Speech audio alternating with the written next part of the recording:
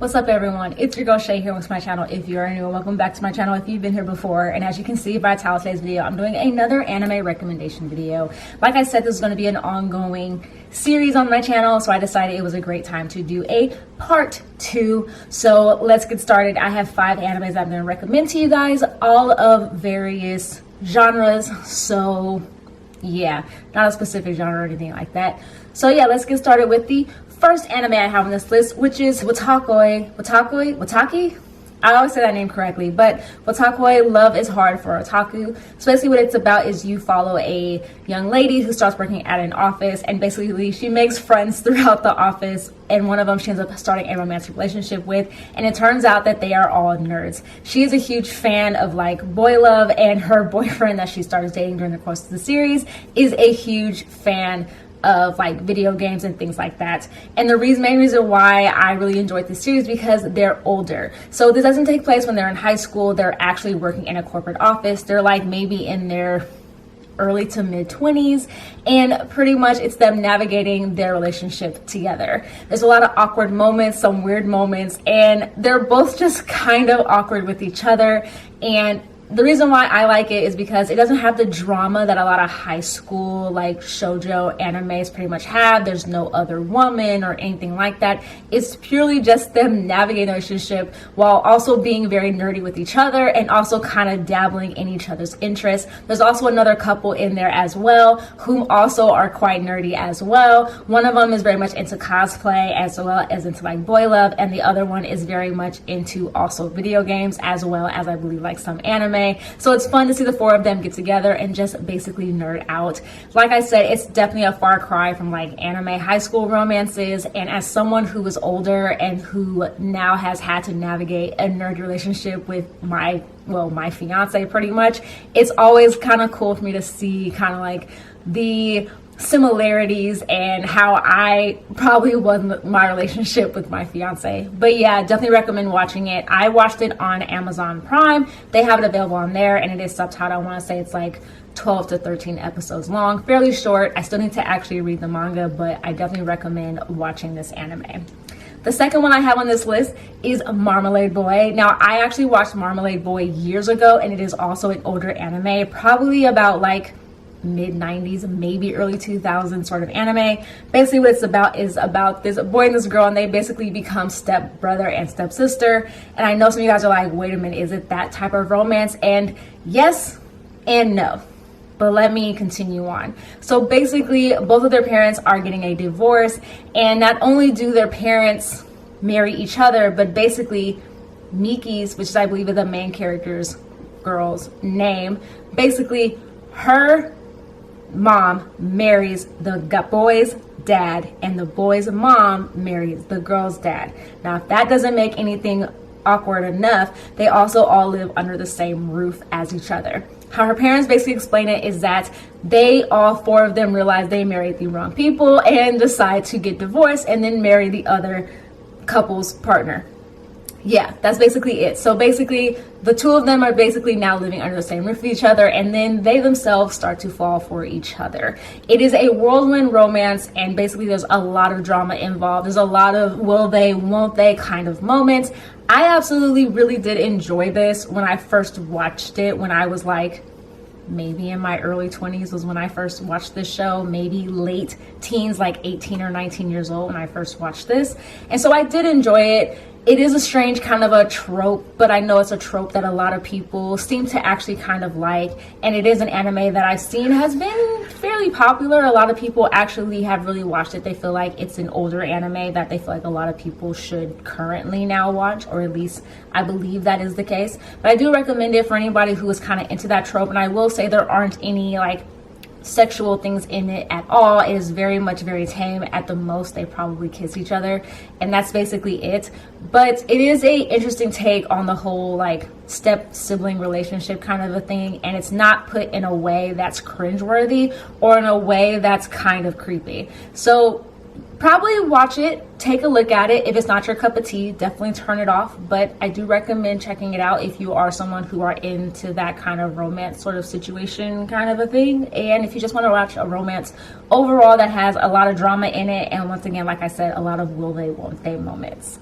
Now for the third one I have on this list is actually Beck Mongolian Chop Squad, which is a star cry, very stark cry from the first two animes that I put on this list. So Beck Mongolian Chop Squad is actually like a music anime. So basically the main male character is basically a kind of like a singer per se, and he comes across a group of kids who basically kind of have a band together, and he ends up kind of joining their band. I watched this dubbed, and I recommend watching it dubbed because they sing a lot of songs, and the people that they chose to play the characters or to voice the characters are amazing. It has this whole music show aspect to it. It kind of shows their like starting from the bottom and then them kind of working their way up when it comes to fame wise. You see the main male character start to gain a lot more confidence. You also see kind of a little bit of a romance aspect between the main male character and the sister of one of the bandmates. So it's all this, you know, tied into one. There is some situations with language that are kind of involved, as well as maybe some other things as well, but I can't really remember, to be completely honest with you. It's been a while since I've actually watched this show, but I highly recommend checking it out, especially if you're someone who are into music shows that aren't like pop kind of music shows. This is definitely more of like a rock and roll or punk band sort of a music that's kind of going on. So definitely recommend checking it out if you haven't already. Once again, I watched it on Funimation, and I once again very much recommend watching it dubbed. The next show I have on this list, which is number 4, is Yu Yu Hakusho. So a lot of people know of Yu Yu Hakusho. It is a show that came on Toonami. That is where I first came across the show. Main premise is about a kid by the name of Yusuke Urameshi who basically dies when he's not supposed to and comes back and basically works as a, you know, spirit detective, which is basically making sure that the spirits that come across into the human world don't cause any havoc, or if they are causing havoc, he basically arrests them. That's pretty much what his entire role is throughout the entire series. Kind of. There's multiple seasons. There are about 4 seasons in total of this entire show, about 112 episodes in total. There is some romance aspect involved, and I will say Yu Yu Hakusho is a great show. It's very comedic. It has the great action that a lot of shonen animes have. Like I said, it is extremely funny. A lot of the characters are very beloved. My favorite character is actually Hiei. I believe he's so sassy, but he's super funny, but he's also like a great fighter. So definitely recommend checking it out. Once again, you can watch this on Funimation or Crunchyroll. I know that right now they're moving a lot of shows from Funimation onto Crunchyroll, so check and see where it is actually at this current moment. I also did watch it dubbed. Highly recommend watching it dubbed. It is so good, and I don't think anyone will hate this show. But yeah, definitely recommend Yu Yu Hakusho. And the last and final show I have on this list for number 5 is going to be Death Note. Now, I've talked about Death Note before on my channel several different times, and Death Note is about a kid by the name of Light Yagami who comes across a notebook that's basically called the Death Note. And basically what it is that basically Shinigami's write in this notebook when someone is going to die, and then basically that person perishes, whether a heart attack if nothing is written, or if something is written, then they will die that particular way.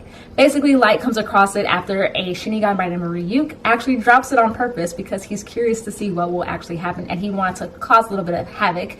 Anyway, Light comes across this, and the Light basically tries to, tries to become God. That's basically what he is pretty much doing. It becomes a huge investigation of them trying to figure out what is actually happening. And you kind of have a great instance of seeing Light kind of change from this individual, where you as the viewer are kind of in this weird push and pull situation of where you're kind of on Light's side because you understand what he's doing, but you also kind of want him to get caught because you also see how he's starting to become corrupted. Highly recommend watching it. I believe it's like 57 or 62 episodes, something like that. It's a fairly long series, but you definitely will not regret it. I know there is a live action movie, or actually several live action movies of Death Note. If you do want to watch a live action of Death Note, I will say probably check out the Japanese version, their live action version of Death Note. I thought it was absolutely great. The main guy that they have to play Light Yagami actually plays the male lead in the movie Battle Royale, if you have never seen that. and I just recommend it. They also did dub that movie as well with the original dub voice actors of the anime, so definitely check out that live action. That is the live action actually I showed my dad, and he absolutely enjoyed it. There is a live action also on Netflix, which as a fan of the anime, I'm not a fan of the movie because they switched a lot of things, they changed a lot of aspects of it, which didn't make it as great as the anime itself. But if you're someone who's just gonna watch it purely as like a thriller sort of movie, then it is a great thriller movie to actually watch if you take out the whole it being an adaptation of Death Note, the anime. So yeah, recommend watching Death Note overall. It is a great movie. Sorry, it is a great show, and I highly recommend it because it is definitely a show that will keep you on your toes from beginning to end. And you will have, like I said, this great middleman part of you not wanting Light to get caught, but also wanting Light to get caught. So yeah, definitely recommend all 5 of those shows. Let me know what you guys think. Of course, comment below your thoughts about this overall. I will definitely do a recommendation part 3 as well. Like I said, this is going to be an ongoing series. And of course, comment below any suggestions you guys have for future videos. Links below are going to be all my social media accounts, my Instagram, my Twitter, and my TikTok. So feel free to check me out all on there and follow me if you like. If you like this video, give it a thumbs up. And of course, please subscribe if you haven't already. And I will see you guys soon with a new video. All right, you guys. Bye.